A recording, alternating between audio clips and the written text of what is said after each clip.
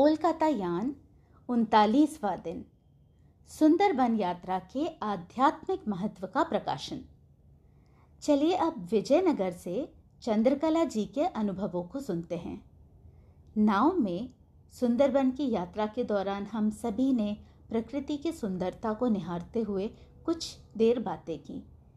इसी बीच एक क्रियायोगी ने कहा कि अगर हम ऐसी जगह अभ्यास करेंगे तो अधिक ऊर्जा उत्पन्न होगी, इसलिए हमने ऐसा ही करने का फैसला किया। थोड़ी ही दूरी पर दोनों ओर के पेड़ सब लहरा रहे थे। ऐसे लगा कि कुछ योगी और साधु इधर उधर भटक रहे हैं। हमने तक मुद्रा नहीं लगाई थी। उसी समय कुछ अपरिहार्य कारणों से हम जिस नाव से जा रहे थे वो रुक गई। जब मैंने आकाश की ओर देखा तो मुझे लगा कि आकाश में एक तारे से कोई अज्ञात प्रकाश आ रहा है और वो मुझे कुछ संदेश दे रहा है। तुम अभ्यास करो और बाकी सबको भी अभ्यास कराओ। इन शब्दों को मैंने अपने मन में सुना। उसके बाद मैं अभ्यास करने लगी। मैं ऊर्जा प्रवाह को महसूस कर सकती थी, लेकिन ऐसा प्रतीत हो रहा था जैसे मेरी ऊर्जा किसी और के पास जा रही है, जिन्हें मैं जानती भी नहीं, उनके पास। हम अपनी मंजिल पर पहुंच गए और अंधेरा हो गया था। समुद्र तट पर पहुंचकर उतरने के बाद अंधेरा होने के कारण स्वयंसेवकों ने मोबाइल की रोशनी से हमारा मार्गदर्शन किया। रास्ता भी बहुत सकरा था। रास्ते के दोनों तरफ मिट्टी थी। हम सभी एक दूसरे का हाथ पकड़कर चल रहे थे। जब मैंने पीछे मुड़कर देखा तो अम्मा को कुर्सी पर ही बैठा देखा। कोई नहीं जानता था कि अम्मा वहीं पर थी। कुछ दूर जाकर किसी ने पूछा, अम्मा चली गई क्या? तब तक एक क्रिया योगी ने कहा, नहीं, अम्मा तब तक नहीं जाएंगी जब तक हम सब सुरक्षित रिजॉर्ट नहीं पहुंच जाते। लेकिन इस तरह गुरु कितने ही तरीकों से हमारे देख रेख करते हैं और हमारी रक्षा करते हैं। हमारे गुरु न केवल हमसे प्रत्येक को उस स्थिति में ले जाते हैं जहां हम जन्म के रहस्य को जान पाए, बल्कि वर्तमान समय में वे भौतिक संसार में भी हमारी रक्षा करते हैं, और जब तक कि हम अपनी मंजिल तक नहीं पहुंच जाते। सभी के सकुशल पहुंचने के बाद अम्मा को भी स्वयंसेवकों द्वारा सावधानी से लाया गया। उसके बाद कुछ सांस्कृतिक कार्यक्रम हुए और हमने अम्मा के साथ ध्यान का अभ्यास किया। अगले दिन ये जानकर कि नाश्ता अभी तैयार नहीं हुआ है, हम सब ध्यान करने के लिए बैठ गए।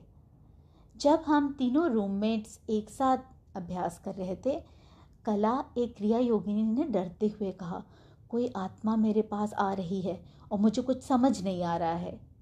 तब मुझे एक संदेश मिला, घबराओ मत, ये ऊर्जा लेती है और चली जाती है। जब मैं गुरुओं से प्रार्थना कर रही थी तो रिजॉर्ट में स्विमिंग पूल में बाबा जी का रूप प्रकट हुआ। इतना विशाल कि वो आकाश को छू रहा था। बाबा जी ने कहा, क्या आप जानते हैं कि आप सब यहाँ क्यों आए हैं? अतीत में ऋषियों और योगियों ने यहाँ अभ्यास किया था और हर पेड़ पर आत्मा के रूप में मौजूद थे। उन्होंने कहा, आप सब जितने भी क्रिया योगी हैं, आप सभी के माध्यम से वे ऊर्जा लेते हैं और वे सभी मुझ में विलीन हो जाएंगे। ये क्या है? मैंने सोचा और पूछा। फिर उन्होंने कहा, कई साल पहले हम अपने गुरुदेव भोगनाथ सिद्धर के साथ यहाँ अभ्यास करते थे। फिर कुछ शिष्य यहाँ रहकर साधना कर रहे थे। तब उनके शरीर समाधि की स्थिति में चले गए और अब वे यहाँ आत्मा के रूप में हैं। अब उनकी आत्माएं आकर मुझ में विलीन हो गई हैं। तब श्री भोगनाथ सिद्धर ने उन्हें बताया कि हमारी प्रिय शिष्या आनंदमयी अम्मा कुछ क्रिया योगियों के साथ यहाँ साधना के लिए आएंगी। तब वे आप में से प्रत्येक से ऊर्जा लेंगे और हम में विलीन हो जाएंगे। इसलिए आप सभी यहाँ आए हैं, ऐसा श्री बाबा जी ने कहा। हम कितने भाग्यशाली हैं कि महान योगी और ऋषि हमसे ऊर्जा ले रहे हैं। हमारे एक क्रिया योगी के पास एक आत्मा उसके प्रमाण के रूप में भी आई थी। बाबा जी ने कहा कि जितना अधिक आप अभ्यास करेंगे उतनी ही आत्माएं उन ऊर्जाओं के साथ मुझ में विलीन हो जाएंगी। मुझे बहुत अच्छा लगा। कई बार हम सोचते हैं कि अम्मा के पास कौन जाता है, वो सबसे अच्छा है, वो महान है, वो अम्मा के दर्शन पाता है। हम सोचते हैं कि वे ही महान हैं। लेकिन हम कितने भी दूर क्यों ना हो, हमारे गुरु हमारा मार्गदर्शन करते हैं और हमें सुरक्षा देते रहते हैं। वे हमें उन अनुभवों और भावनाओं को प्रदान करना जारी रखते हैं जिनकी हमें आवश्यकता है। ये सभी के लिए एक तरह का संदेश है। इतने घंटों की लंबी यात्रा करके अम्मा हमें इस जगह पर क्यों लेकर आई हैं? मुझे ऐसा लगा कि इसमें भी कुछ अर्थ छिपा है।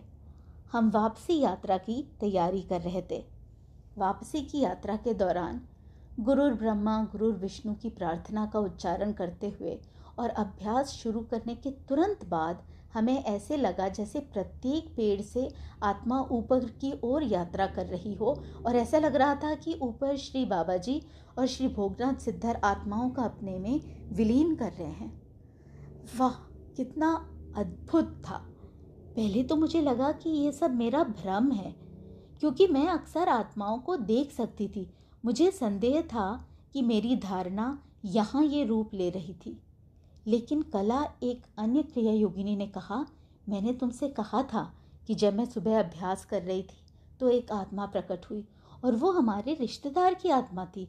उसके बाद अब एक और आत्मा मेरे पास आकर बैठ गई और अभ्यास करने लगी, और ऐसा लग रहा था जैसे वो मुझसे कुछ ले रही है। जब उसने ये कहा कि वो थोड़ी डरी हुई थी, तो मैंने उसको कहा कि ये कोई दिव्य आत्मा हमसे ऊर्जा ले रही है और हमारे गुरुओं के साथ विलीन हो रही है। क्योंकि मेरे राय में इस प्रकार के अनुभव अम्मा को बताए बिना साझा नहीं करना चाहिए। इसमें गुरुओं द्वारा सार्वभौमिक कल्याण से संबंधित कुछ योजना बनाई गई है। जैसे ही हम सुंदरबन की ओर बढ़े, पेड़ डर के मारे कांपने लगे, लेकिन रास्ते में वापस आने पर पेड़ बारिश में भीगते हुए, चमकते हुए, लहराते हुए, आनंदित, सुखद और बहुत आराम से हैं ऐसा लग रहे थे। ऐसा लग रहा था कि कई आत्माएं पेड़ों से ऊपर जा रही हैं और श्री चक्र मुद्रा में कंपन कर रही हैं। इसके साथ ही वापसी की यात्रा में हम बहुत जल्दी मंजिल तक पहुंच गए थे। पहले तो मुझे समझ नहीं आया था कि अम्मा ने सुंदरबन के इन जंगलों की यात्रा क्यों करवाई है, लेकिन जब मैंने इसका कारण अनुभव किया तो मुझे ये बहुत आनंदप्रद लगा।